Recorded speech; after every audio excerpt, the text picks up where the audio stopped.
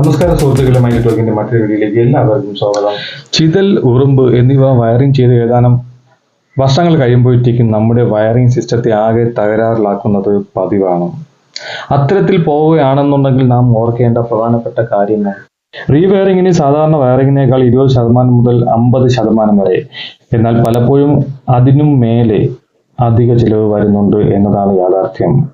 അങ്ങനെ ഒരുപാട് കാശ് മുടക്കി നാം റീവയറിംഗ് ചെയ്ത് പിന്നെയും ചിതലിന് തിന്നാൻ കൊടുത്തിട്ട് പുതിയ വയറിംഗ് ആണ് എന്നിട്ടും സ്ഥിരം കംപ്ലൈന്റ് എന്ന പതിവ് പല്ലവിക്ക് ഇരയാകുന്ന പ്രിയ സുഹൃത്തുക്കൾ ഒരുപാട് നമ്മുടെ കൂട്ടത്തിലുണ്ട്. അപ്പോൾ ഇങ്ങനെയുള്ള സന്ദർഭത്തിൽ നമുക്ക് ആശ്രയിക്കേണ്ടി വരുന്ന ഒന്നാണ് പെസ്റ്റ് കൺട്രോൾ. ഇത് നിങ്ങളുടെ വീട്ടിലെ വയറിംഗ് മെറ്റീരിയലുകളെ മാത്രമല്ല സംരക്ഷിക്കുന്നത്, മറിച്ച് ജനലുകൾ, കട്ടളകൾ, ചുമരുകൾ, അലമാര, മേശ അങ്ങനെ പോകുന്ന വിവിധ ഗൃഹോപകരണങ്ങളെ കൂടെയാണ് ഇവർ സംരക്ഷിക്കുന്നത്.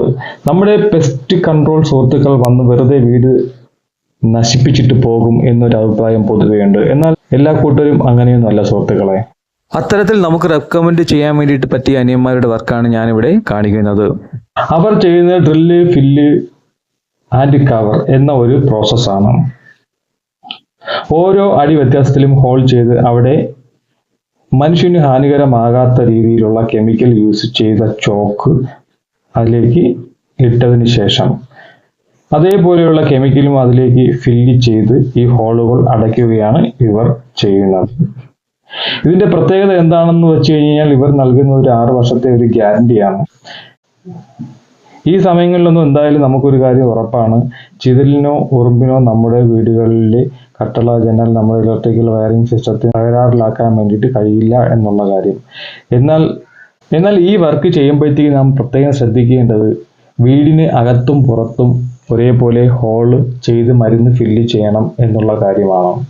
രണ്ടാമതായി, ഇലക്ട്രിക്കലിന്റെ പൈപ്പുകൾ കടന്നു പോകാൻ സാധ്യതയുള്ള സ്ഥലങ്ങളിൽ ഒരു കാരണവശാലും ഈ പ്രോസസ്സ് നടക്കാൻ പാടില്ല. അവിടെ പോയി ഹോൾ ചെയ്യുകയാണ് എന്നുണ്ടെങ്കിൽ നമ്മുടെ പൈപ്പ്, അതിനകത്ത് കിടക്കുന്ന കേബിളും ഉൾപ്പെടെ ഡാമേജ് ആകും. അപ്പോൾ ആ ഭാഗങ്ങളിൽ ഡ്രില്ലിംഗ് നടക്കുന്നില്ല എന്നുള്ള കാര്യം നമ്മൾ ഉറപ്പുവരുത്തേണ്ടതാണ്.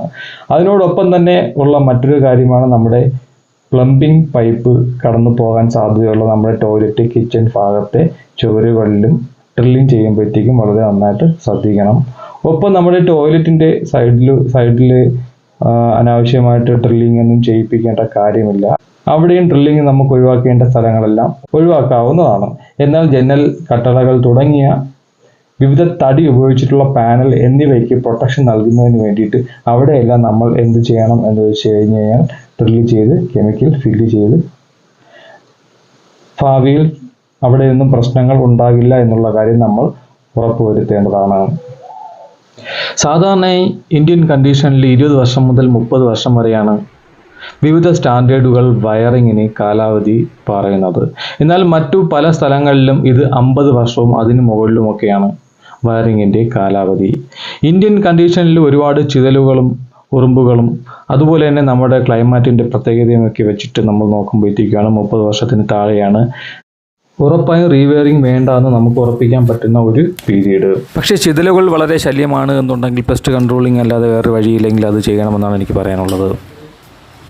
അപ്പോൾ മറ്റൊരു വീഡിയോയുമായി മറ്റൊരു ദിവസം വീണ്ടും കാണാം. അതുവരെയും ബൈ. ഒപ്പം നമ്മുടെ ചാനലിലെ വീഡിയോ ആദ്യമായിട്ട് കാണുന്ന കൂട്ടുകാർ ആരെങ്കിലും ഉണ്ട് എന്നുണ്ടെങ്കിൽ, ഇനി നമ്മുടെ ചാനൽ സബ്സ്ക്രൈബ് ചെയ്തിട്ടില്ല എന്നുണ്ടെങ്കിൽ എത്രയും പെട്ടെന്ന് നമ്മുടെ ചാനൽ സബ്സ്ക്രൈബ് ചെയ്യണം എന്നുകൂടി അഭ്യർത്ഥിക്കുന്നു.